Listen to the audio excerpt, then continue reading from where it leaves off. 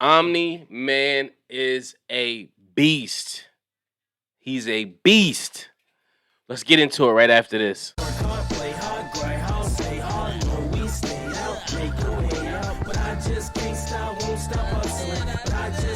Invincible, season 1, episode 8, the season finale. Oh, listen, I did not know this was the last episode. I thought we was getting a 10 episode arc, and I was highly disappointed when I saw season finale. Starts off exactly where the last episode left off. You see Omni-Man. You see Immortal's body fall to the ground. You see his head falls and plops beside him.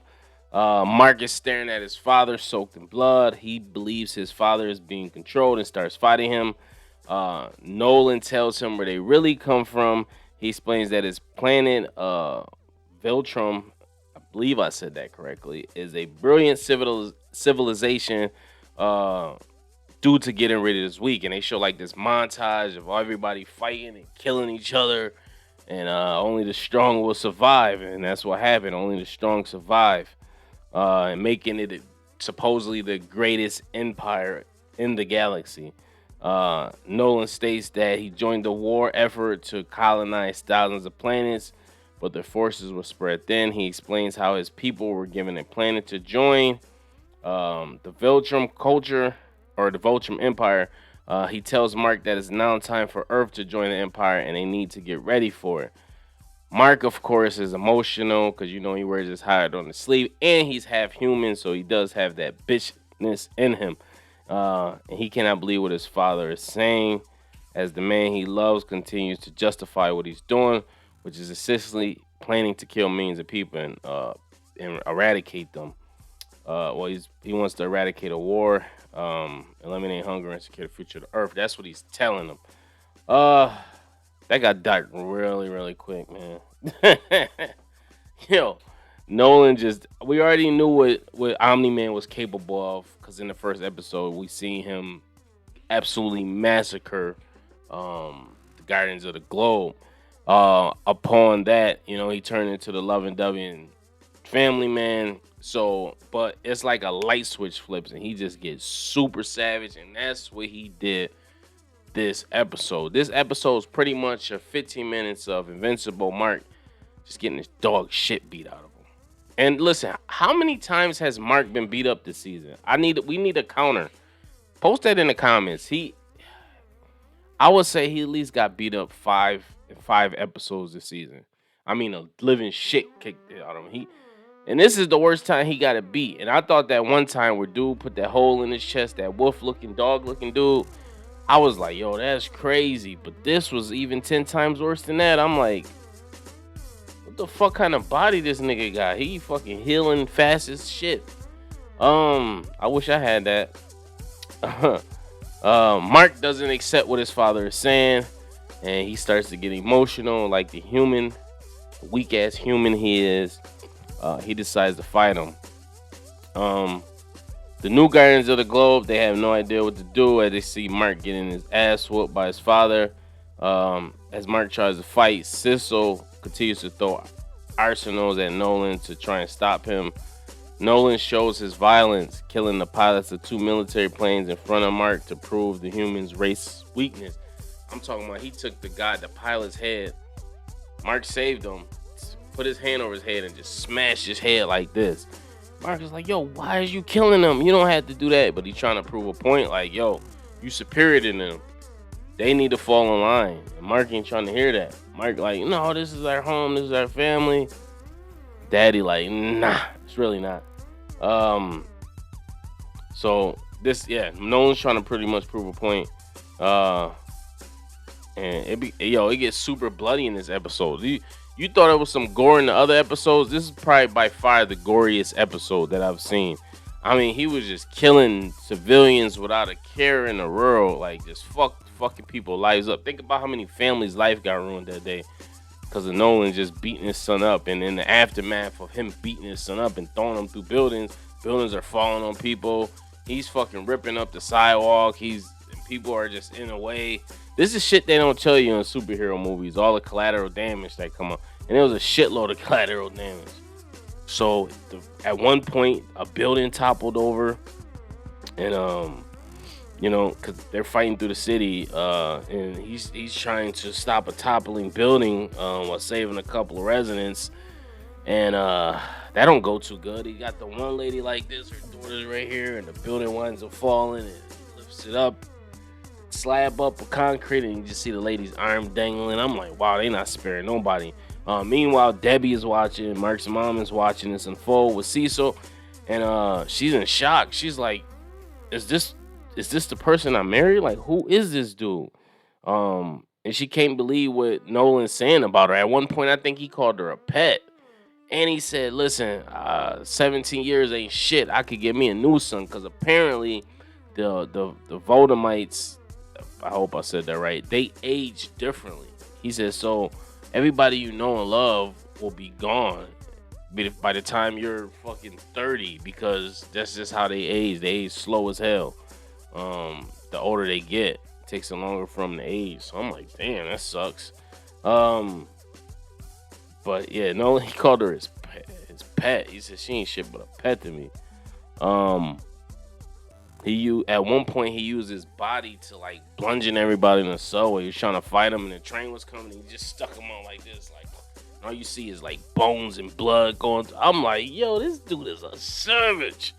And I loved every minute of it. I'm like, this dude, Omni-Man is a beast, dude. Like, I don't know too many characters that could probably deal with him. Like, I think he might beat the shit out of Superman, because he got Superman powers, but he don't have a weakness that I know of. It get to a point where he continues to beat Mike so sensually. Flashback, they go into like a flashback to where Mark is playing baseball, and he got his little snaggy tooth, and Nolan doesn't want to beat her. He's like, so much more I could be doing. And his wife, she kind of domesticated him. She's like, yo, this our son we made together. Why can't you just live in this moment, pretty much? And Mark winds up hitting a home run, and he sees the joy in his son's eye, and he softens. You know what I mean? That's what it did. It softened him up. Being a family man softened him up. So he was just like, you know what, I'm gonna wait it out till Mark get his powers. That's what I'm guessing. And he fucking winds up taking him to some mountain, creating avalanches, killing people with the avalanches. Got Mark freezing. He's picking him up slump. I'm like, I feel bad for Mark. I'm like, yo, out of all the whippings he got, he never got it like this. So Nolan's just steady pounding this dude. Bow, bow, bow. He hitting him hard as hell. He's taking him up, throwing him down anywhere you could. He's just completely demolishing this dude. Knocked his teeth out at one point. His face is all broken and swollen, and he's about to fucking end him off and kill him. And he just came at the end. He's just like, now mind you, all this time the Guardians of the Globe were wondering how they could help, and Cecil told him, like, stay put. Like, unless I call y'all, stay put. And some of them was like, yo, we gotta help. And motherfuckers was like, what? I'm not helping them. So they wind up just going on cleanup duty and helping the citizens eventually. Mark's gay friend, he's all sad and distraught. Him and I forget the girl's name. I forget. Anne. I forget her superpower name. I know her name Anne. They wind up running into each other, and they figure out like Mark's. She figure out he knows that Mark's a superhero, and they kind of bond. The ex-girlfriend, you see her, she's all sad. Everybody in the fucking world is just sad because they like this guy that been protecting us for so long is a piece of shit, and him and his son is fighting, and it's just like everybody don't know what to do with each other. Omni-Man was about to finish Mark off, but he eventually leaves. Once that memory popped up, he realized like he really, really loved his son, man. He just couldn't do it, so he just was just like, I gotta go. He flew off, and I don't know where he went. I guess I don't know if he went to regroup. Maybe he just left, aborted the mission. He'll be back. I don't know. But helicopter winds up going to get Mark. They wind up bringing him to the site and stabilize on him. The Guardians return. The Gambit dude, I forget his name. He starts washing the blood off, and You know, I don't know. I don't want to get into that. That was kind of like minuscule compared to what was going on. I just can't believe the fucking savagery of Nolan, dude. It was just crazy, man. And at the end, it's just a montage of what everybody's doing. So you see Mark, Ann, and the gay guy and his girlfriend all sitting at the restaurant. Now they all know they're superheroes, and explains she's who she is, and they're like, "Are you the girl that can make multiples of yourself?" And she's like, "No, that's not me." But it's good that he's gonna have like a supporting team and a cast now, and I think that'll be good for him. You know what I'm saying? Cause he don't have to lie, and they all got their strengths and weaknesses. I mean, they all got their strengths, so they could be like just more support to him. Even if he needs somebody to talk to or blah blah blah. But the most significant thing about the episode was the fact that Nolan couldn't kill Mark. To me, that was just like that's when his humanity kind of came back. You know what I'm saying? Because he was being super savagery, but he just couldn't. He couldn't bring himself to do it. And that lets you know he really, really cares about his son.